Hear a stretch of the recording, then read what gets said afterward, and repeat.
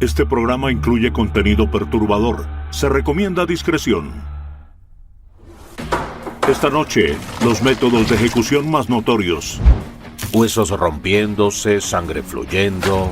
Y los diabólicos dispositivos utilizados para llevarlos a cabo. Cortando cualquier cosa que estuviera a su paso. De una rueda aparentemente ordinaria, El verdugo las entrelazaba alrededor de los radios de la rueda. a una silla infame. Los vasos sanguíneos estallaban en su rostro. Parecía que sudara sangre. Revelaremos los sorprendentes orígenes de estos objetos letales. La maravilla más oscura de todas es la mente humana. A la gente se le ha ocurrido ser cruel con los demás para construirlo. No todos los inventos se hacen con buenas intenciones. Hoy descubriremos retorcidas historias. A lo largo de la historia, la pena de muerte, el más definitivo de los castigos, ha tenido muchas formas. Y una de las más infames comenzó con un accidente. Buffalo, Nueva York, 1881. Un ebrio trabajador llamado Lemuel Smith tocó un circuito con corriente en una planta eléctrica. Recibió una fuerte descarga de electricidad que lo atravesó y cayó muerto. En la década de 1880, la industria eléctrica estaba comenzando. La gente común veía la electricidad como algo mágico, incluso divino. En Frankenstein de Mary Shelley, el monstruo de Frankenstein es traído a la vida por una chispa. En ese momento, los médicos hacían experimentos donde administraban corriente eléctrica a los cadáveres, haciendo que el cadáver se moviera. Así que había esta suposición incorrecta de que la electricidad tenía algo que ver con el hecho de dar vida. Así que la noticia de la muerte de Smith se supo rápidamente. Esto creó una sensación de temor. La gente empieza a darse cuenta de que la electricidad es una fuerza realmente letal y potencialmente mortal. Lo que hizo que al dentista local, Alfred Southwick, se le ocurriera una idea. Alfred Southwick vivía en Buffalo en el momento en que murió Lemuel Smith. Al ver la noticia de la muerte de Smith, que según todos los indicios fue instantánea y probablemente indolora, a Southwick se le ocurrieron algunas ideas. Por ejemplo, poder utilizar la electricidad para dar muerte a la gente de forma humana en Estados Unidos. En aquella época, el principal modo de ejecución en la nación era la horca. Habían bastantes personas preocupadas por la horca. Los ahorcamientos fallidos habían hecho que la gente no considerara la pena capital como práctica. Parte de los problemas del ahorcamiento era que muchas veces el cuello no se rompía y como resultado la persona moría asfixiada. A veces se dejaba a la gente colgando durante 20 o 30 minutos. Los ahorcamientos duraban demasiado y causaban una angustia incalculable a quienes eran ahorcados, pero también a quienes tenían que hacer el ahorcamiento y a las personas que debían presenciarlo. Entre las ejecuciones fallidas más conocidas en la historia fue el ahorcamiento de una mujer en Nueva York. En 1887, Roxalana Druse fue condenada a muerte por el delito de asesinar a su marido maltratador. Y debido a su pequeña estatura, Roxalana no murió rápidamente. Y este fue uno de los muchos casos en este período que incitó al público a estar en contra de la horca. El Estado creó una comisión para buscar alternativas. En esa comisión estaba un tal Alfred Southwick, que sugería la electrocución. Solo necesitaban el dispositivo adecuado. Había diferentes opciones que estaban considerando. Una de ellas era meter a los condenados en una estructura parecida a una cabina telefónica. Otra opción era poner a los condenados en una mesa, atarlos y electrocutarlos boca abajo. Tengan en cuenta que Southwick era dentista, así que propuso la silla dental. Ahora, en la mente de muchos, la silla dental era un instrumento de dolor, pero en la mente de Southwick, la silla daría la suficiente dignidad para que no pareciera que la persona era un espécimen que estaba siendo operado, y de esa forma evitaría el colapso del cuerpo, así como la evidencia dramática de violencia que una ejecución de pie crearía.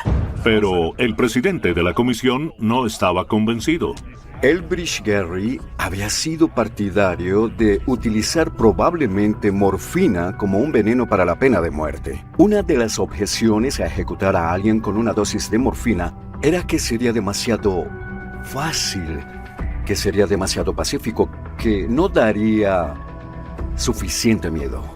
Todavía existía la idea de que las ejecuciones debían tener un efecto disuasivo. No querían simplemente dormir a alguien, querían hacerlo temible. Nadie mata a alguien más con electricidad. El Estado sería la única entidad que la utilizaría para infligir la muerte a la gente, y su violencia tendría ese tipo de autoridad divina que inspiraría temor. Pero a Gerry no le convencían este tipo de argumentos, así que Southwick decidió ponerse en contacto con Thomas Edison. Edison estaba en contra de la pena de muerte, la veía como una actividad bárbara que los humanos no deberían hacer.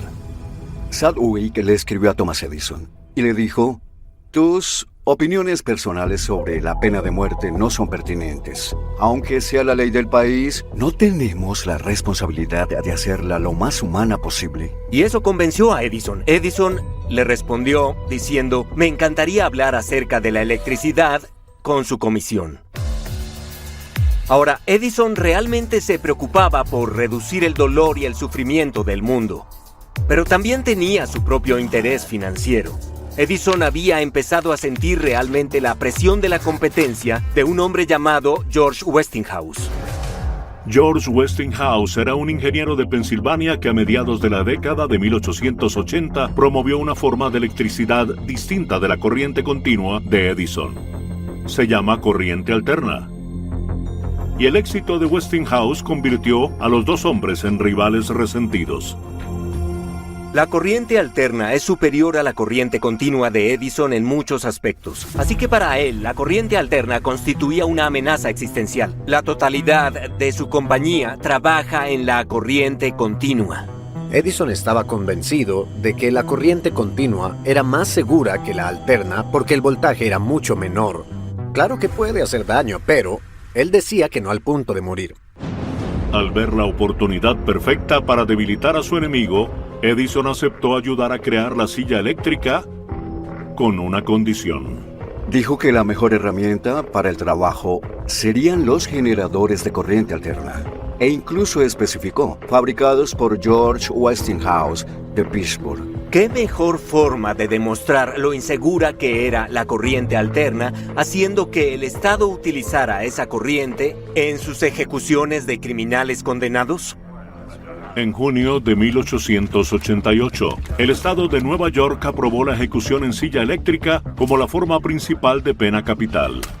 Pero el Estado de Nueva York aún no decidía cuál sería la corriente de la silla eléctrica. Edison publicó una ilustración del primer diseño que propuso y en ese generador se empeñó en ponerle la etiqueta de Westinghouse. Edison inició una serie de pruebas bastante espantosas. Convocó a las personalidades del mundo de la electricidad a estas demostraciones. Y lo que ocurrió, según se dice, fue una escena espeluznante en realidad. Había muchos perros, varios caballos, un montón de terneros. Esto con el objetivo de establecer la corriente alterna como la corriente de muerte preferida y determinar la cantidad correcta de corriente necesaria. A nadie le parecía un buen experimento. La gente miraba horrorizada. Estaban viendo a estos animales ser torturados delante de ellos. A pesar de las reacciones negativas, Edison quiso dejar claro su punto de vista. En la empresa Edison hablaban encantados de la idea de que la gente empezara a referirse a las ejecuciones por electricidad como al estilo Westinghouse. Pero la silla eléctrica estaba lejos de ser perfecta. Y esto fue experimentado por el primer ser humano en usarla. A principios de 1889, tras una espantosa demostración electrocutando animales, la campaña de Edison para hacer uso de la corriente alterna en la silla eléctrica dio resultados. Los experimentos del laboratorio de Edison convencieron al Estado de Nueva York de que la corriente alterna era la que debía utilizarse para matar a los condenados. Así que el gobernador David Hill firmó un proyecto de ley que financiaba la elaboración de 3 sillas eléctricas para las 3 prisiones del estado: Clinton, Sing Sing y Auburn. La primera silla eléctrica tenía un robusto armazón de roble, correas de cuero para atar a la persona por el pecho, los brazos, la cintura y las piernas, y 2 electrodos metálicos puestos en la cabeza y la espalda. Al accionar el interruptor, 1000 voltios de corriente atravesarían a la víctima, matándola supuestamente en el acto.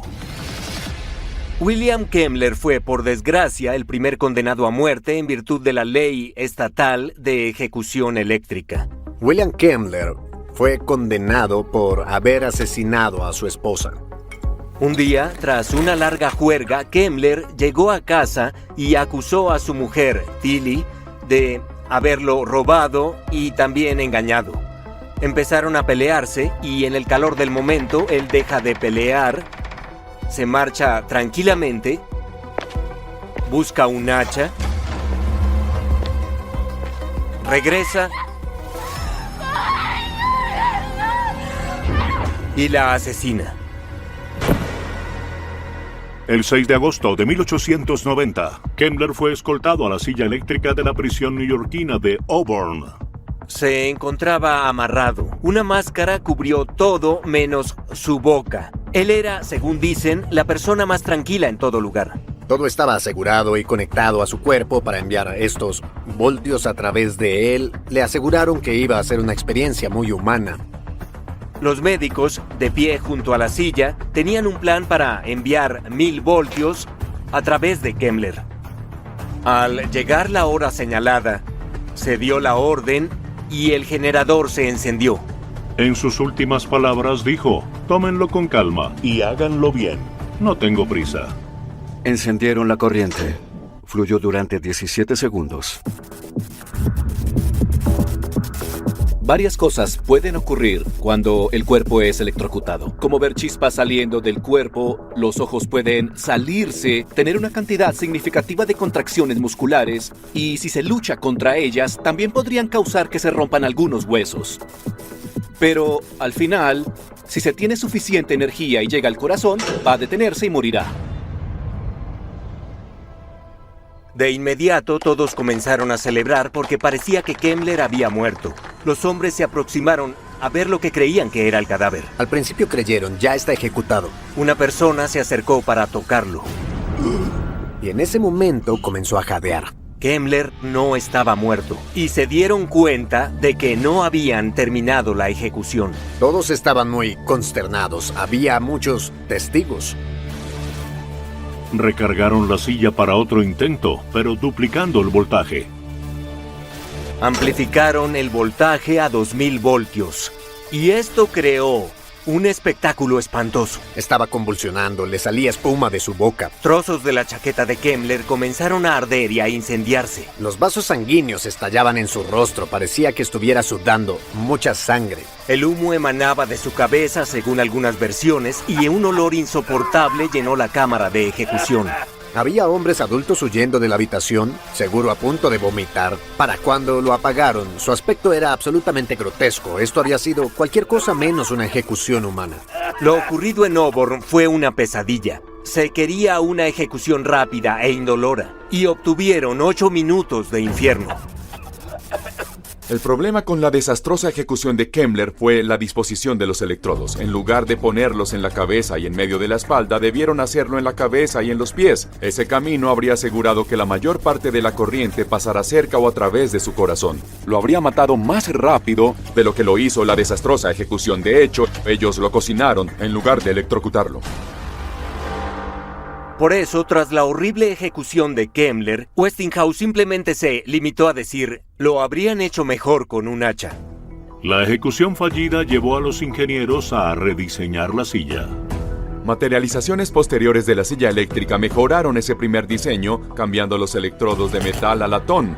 Se puso una malla de cobre en la parte superior del cuero cabelludo y se aseguró que la trayectoria de la corriente pasará a través del corazón, matando a la persona rápidamente. Con el tiempo, estas mejoras redujeron la tasa de fallos de la silla a menos del 2%. En 2023, la silla eléctrica es un método de ejecución aprobado en 8 estados. Hoy hay 4.374 personas que han muerto en la silla eléctrica en los Estados Unidos. Y pensar que este dispositivo tal vez jamás habría existido si no fuera porque Thomas Edison quiso perjudicar los intereses comerciales de uno de sus rivales. Que hoy en día esta herramienta mate a tantos estadounidenses es asombroso y muy horrendo. Irónicamente, Edison sufrió ante su propia creación cuando su corriente continua perdió frente a su rival. Al final, la corriente alterna ganó la guerra de las corrientes porque la electricidad que utilizamos todos los días es en forma de corriente alterna. La corriente alterna ofrecía tal ventaja en términos de transporte de electricidad económica a más personas que dejó a la corriente continua en el olvido. La silla eléctrica es un claro recordatorio de que la tecnología moderna puede retorcerse para servir a fines no deseados. A menudo se dice que la rueda es el invento más importante de la historia de la humanidad. Sin embargo, durante siglos, este objeto aparentemente sencillo fue algo más que un medio de transporte. También proporcionó una muerte atroz. La maravilla más oscura de todas es la mente humana. Y lo que hemos visto en este tiempo es cómo a la gente se le ha ocurrido ser cruel con los demás para construirlo y ponerlo en práctica. Así que si hablamos de la rueda, decimos que fue una buena creación. Y luego, alguien tuvo la idea, ¿cómo logro que esta rueda se vuelva letal? La rueda no fue pensada para que los hombres se desplomaran y se rompieran los huesos. Pero durante 2000 años se utilizó como un medio de castigo y muerte. Conocida como la rueda de la tortura, este dispositivo de ejecución no tiene un origen exacto. Algunos historiadores lo remontan a un gobernante romano notoriamente cruel. Cómodo era un emperador romano del siglo II, conocido por su especial sed de sangre. Se dice que Cómodo mató él solo a 80 leones con 80 lanzas, solo para demostrar lo poderoso y masculino que era. Así que si efectivamente la rueda fue inventada por él para usos de castigo, eso terminaría encajando con lo que sabemos de él. Cómodo utilizaba la rueda porque le gustaba el entretenimiento, o mejor dicho, ver la muerte. Era un desgraciado. En las primeras versiones, la rueda estaba equipada con púas de hierro que rodaban por el cuerpo de la víctima. Luego surgió una repugnante variante que dejó muy claro por qué se llamaba la rueda de la tortura. Tras atar a la víctima a la rueda, los verdugos utilizaban un martillo para romperle los huesos.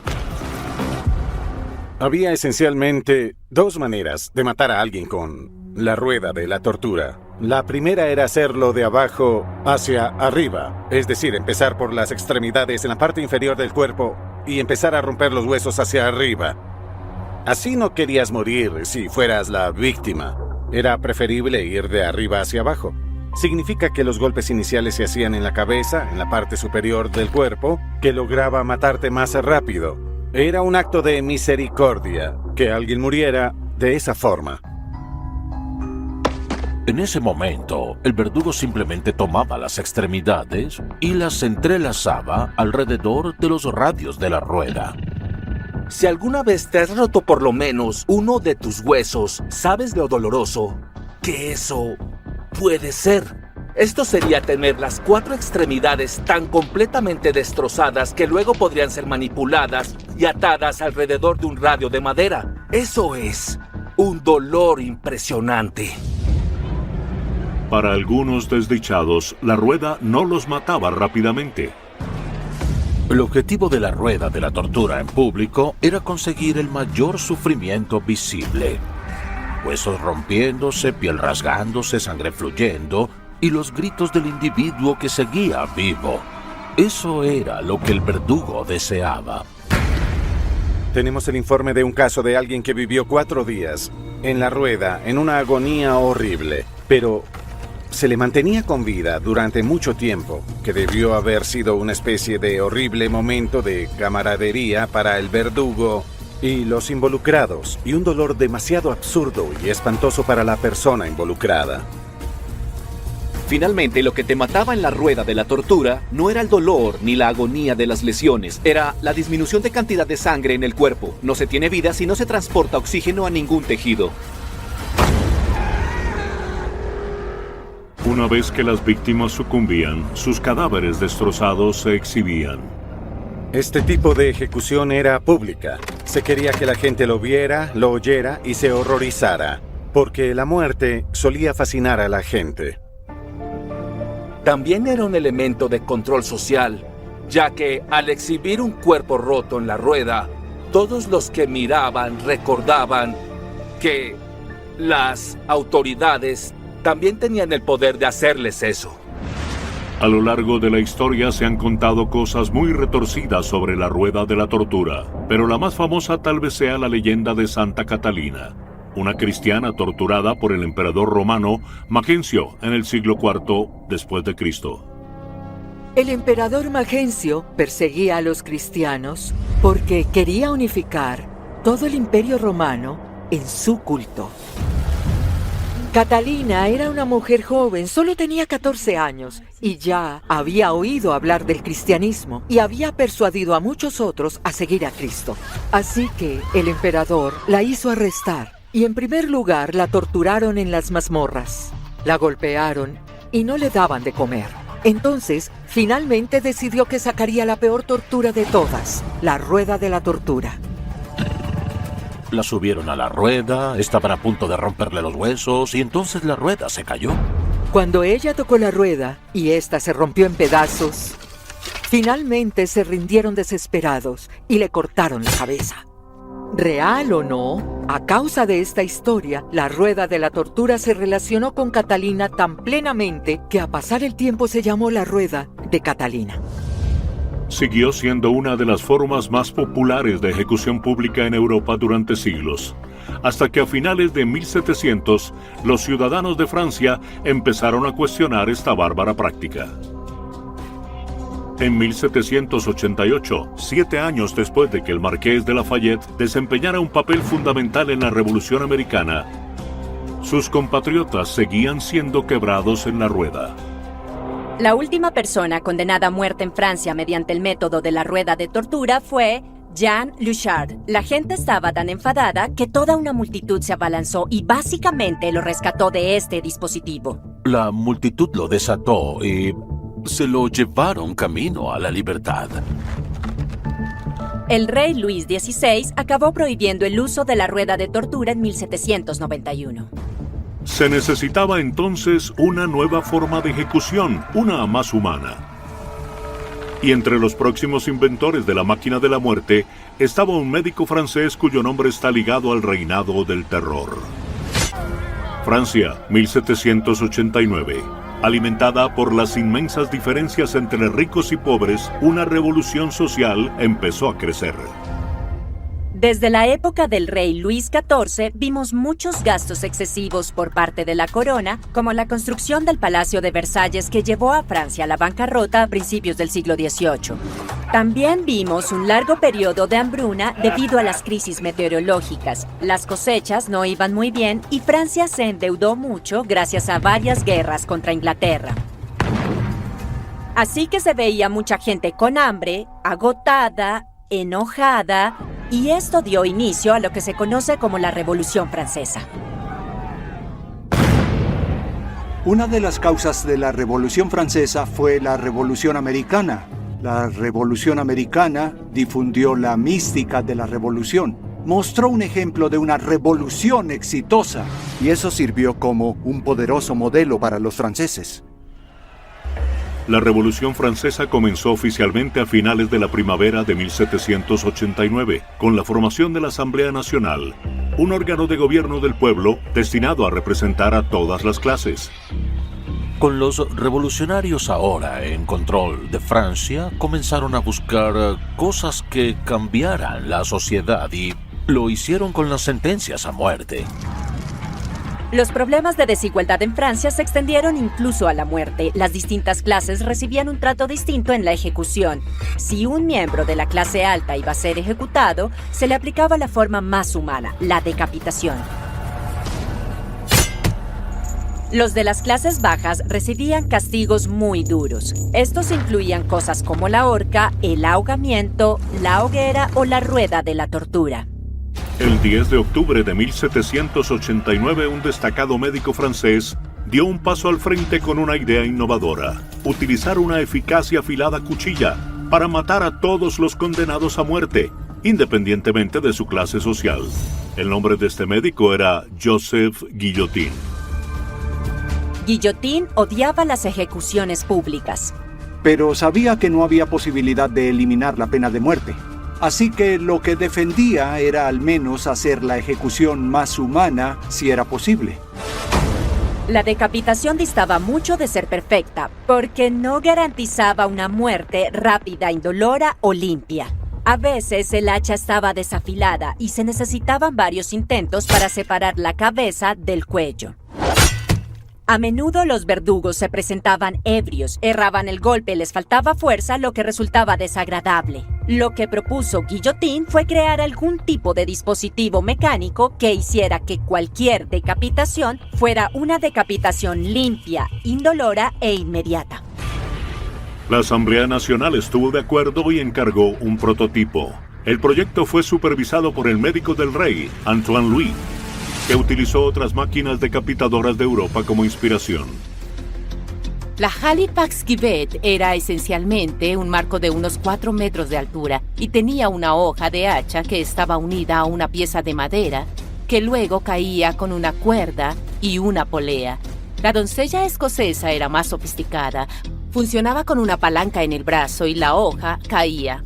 Era una hoja más afilada, era más eficaz y estuvo en uso hasta 1710. Por ende, fue una inspiración inmediata para la guillotina. Aunque en un principio se llamó Louiset por Antoine Louis, el artefacto de la muerte pronto se rebautizó con el nombre del hombre cuya idea lo desencadenó.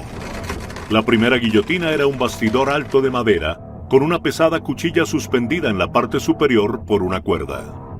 Al soltar la cuerda, la cuchilla caía y cortaba la cabeza con un movimiento rápido y fluido. La leyenda cuenta que el rey Luis XVI también dio una idea de cómo hacer la guillotina aún más eficaz. Hacer la hoja inclinada para que pudiera entrar con un corte más afilado y más limpio. Se tenía esencialmente un peso de 40 kilos que se izó 4 metros por encima del suelo y se liberaba de reposo, lo cual la hacía acelerar rápidamente. Y al final se movía a 24 kilómetros por hora, cortando cualquier cosa que estuviera a su paso, en este caso, el cuello de un humano. En 1792 empezaron a probarla. Primero la soltaron sobre fardos de heno para ver cómo lo atravesaba.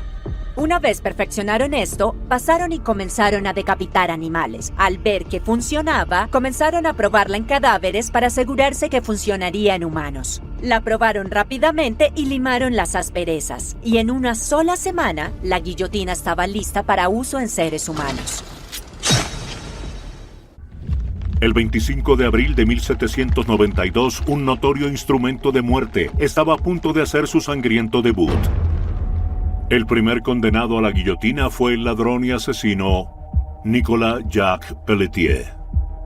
La guillotina se instalaba públicamente en la plaza frente al ayuntamiento. Se trataba de un gran pozo de grava donde se realizaban todo tipo de ejecuciones, incluso alguna actividad mercantil, así que la gente siempre pasaba por esta zona. Era realmente central en París. Fue tal el acontecimiento que miles y miles de personas acudieron porque habían oído hablar de la guillotina, también del nuevo método, y solo querían verlo en acción. El público observaba atentamente cómo Pelletier era escoltado hasta la guillotina. Se le sujetó al cepo, se soltó la cuchilla y fue decapitado al instante. Sucedió tan rápido que mucha gente ni siquiera lo vio. Y la multitud no estaba satisfecha, porque estaban acostumbrados al espectáculo de la tortura. Empezaron a molestarse, porque no tomaba mucho tiempo. Querían una ejecución más larga. Empezaron a decir, traigan de vuelta la horca, traigan de vuelta la horca, para ver a los hombres retorciéndose de dolor antes de irse con su creador. El objetivo de este invento era igualar las condiciones y crear una forma de muerte indolora y humana para todas las clases. Pero en lugar de alegrarse, la gente se enfureció porque creía que se estaba perdiendo un gran espectáculo público. Pero a medida que más ciudadanos eran enviados a la guillotina, la actitud del público empezó a cambiar. La gente se dio cuenta de que la guillotina ofrecía un espectáculo diferente. La gente ahora podía ver muchas ejecuciones seguidas porque el proceso era muy rápido. Las multitudes iban a pasar la tarde. Más de 10 personas eran ejecutadas. Algunos decían que tenía un aire carnavalesco. Había vendedores ambulantes entre la multitud que vendían comida, bebida y recuerdos, incluso pequeñas maquetas de la guillotina. La gente miraba entretenida el asesinato de un semejante. Se veían tantas ejecuciones que el proceso recuperó en cierto modo esa tradición estridente y social de la ejecución pública. A medida que las ejecuciones públicas seguían atrayendo multitudes, los que estaban en primera fila empezaron a notar algo peculiar. Debido a que la guillotina era tan afilada, hubo informes de una cabeza cortada tan rápidamente que los ojos y la boca de esta cabeza se abrían y cerraban. Y la implicación se debía a que sucedía tan rápido, tan directo, que los impulsos neuronales, los impulsos eléctricos, todavía llegaban al cerebro. Pronto, la nueva y eficaz máquina de matar se convirtió en un símbolo de la Revolución Francesa, una época tan mortífera que se la conoce como el reinado del terror. Tantas personas en París eran ejecutadas al día que al mediodía la cuchilla ya estaba desafilada. Y lo que pasó es que la gente tuvo que empezar a dejar caer la hoja varias veces para decapitar a alguien. Este método humano de ejecución se convirtió en un horror absoluto. Inicialmente, las víctimas de la guillotina eran nobles, eran de la burguesía. Muy pronto, casi cualquier persona que no estaba de acuerdo con los que estaban en el poder era enviada a la guillotina. Había músicos, pintores, maestros. Cualquiera que pudiera ser visto como un enemigo de la revolución podría ser guillotinado. Nadie estaba a salvo durante el reinado del terror, ninguna persona. Eventualmente, incluso el rey Luis XVI fue condenado a pena de muerte por traición y conspiración. El gobernante que prohibió la rueda de tortura encontraría su fin en la guillotina el 20 de enero de 1793, ante una multitud de miles de personas. Estaba allí, en el andamio, mirando a toda esa gente que estaba deseando su muerte y descubrió que, por supuesto, la persona que pondría en marcha la máquina era su antiguo empleado, el verdugo real. Irónicamente, el rey Luis XVI murió por la misma cuchilla que ayudó a diseñar.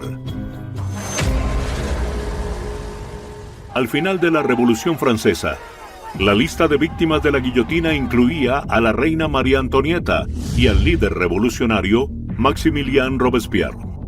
Por lo que hemos podido saber, unas 17,000 personas murieron en la guillotina. Tal vez el 15% pertenecía a la nobleza y el 85% a las demás clases sociales. En 1774, el reinado del terror llegó a su fin, pero la guillotina siguió en servicio durante otros 2 siglos. A pesar del horror que la guillotina llegó a representar durante el reinado del terror, en la Revolución Francesa siguió siendo el único método de ejecución pública porque pasara lo que pasara era considerado más humano que cualquier otro. La última decapitación en guillotina en Francia se produjo el 10 de septiembre de 1977, con la ejecución del asesino convicto Hamida Yandoubi. La pena de muerte en Francia sería abolida finalmente en 1981. Así que, básicamente, durante el siglo XX lanzábamos gente al espacio mientras seguíamos cortando cabezas. Pero la guillotina era mucho más civilizada que uno de los métodos de ejecución más atroces, elaborados y jamás concebidos.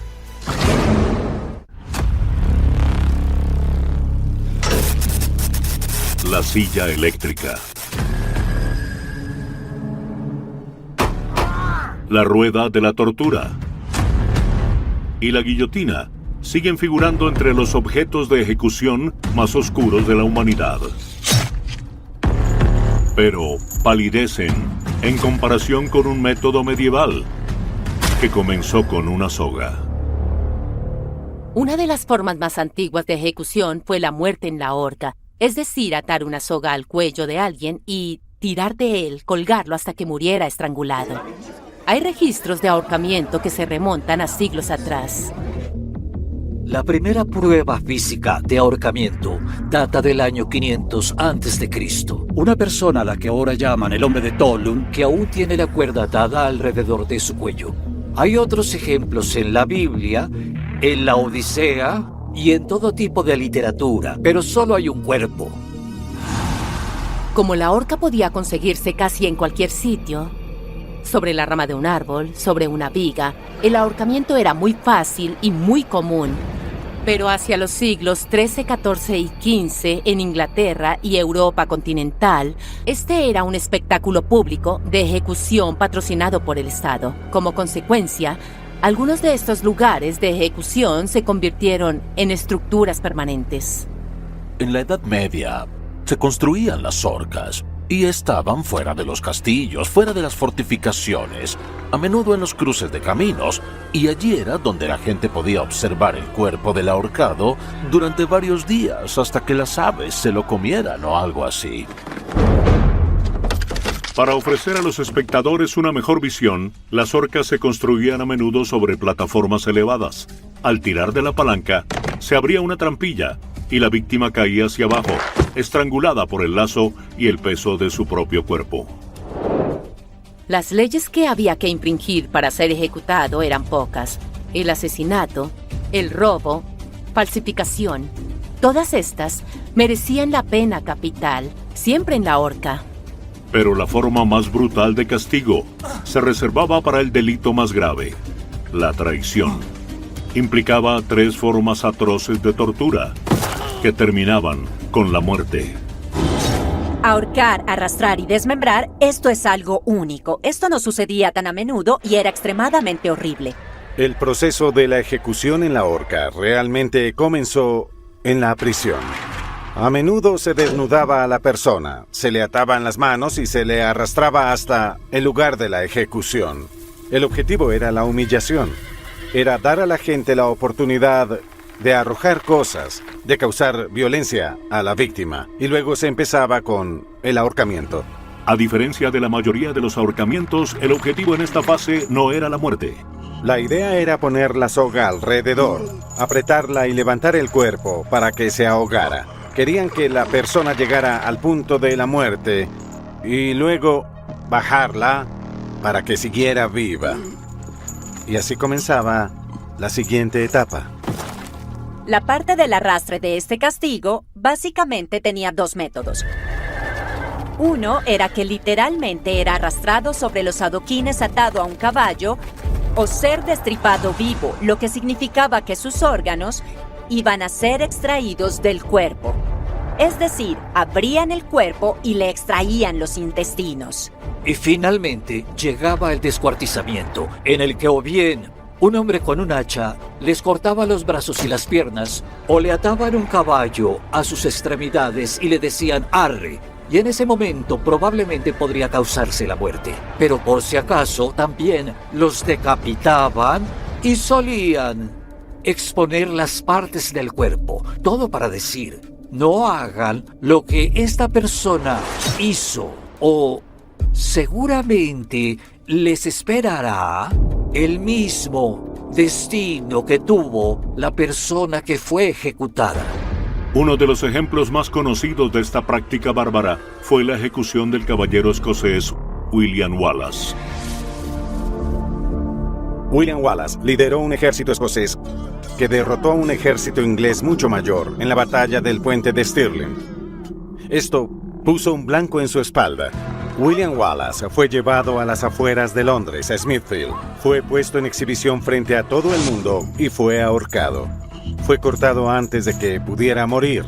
Luego fue tendido y comenzaron a arrancarle varias piezas de su cuerpo. Lo destriparon, sus entrañas fueron quemadas frente a él, pero también fue castrado. Con esto se pretendía acabar con el linaje de su enemigo y dejar claro que Escocia no tenía futuro propio. Después de ser castrado, fue decapitado y su cadáver fue cortado en 4 partes diferentes y cada parte la enviaron a cada esquina de Inglaterra y fueron puestas en exhibición en las ciudades. Su cabeza se colocó en una pica en el puente de Londres. William Wallace fue una de las víctimas más famosas, pero él no fue la única. La última persona que fue ahorcada, arrastrada y descuartizada fue en el siglo XVIII, pero la ley de ahorcamiento, descuartizamiento y ejecución no se prohibió hasta 1870. De todas las ejecuciones de la historia, la horca, el arrastre y el descuartizamiento fue una de las formas más dolorosas y humillantes de ejecución en el mundo. Si algo ha demostrado la historia de las ejecuciones, es que la innovación suele tener un lado oscuro. Y donde hay voluntad, hay una forma de transformar incluso los objetos más mundanos en instrumentos de muerte.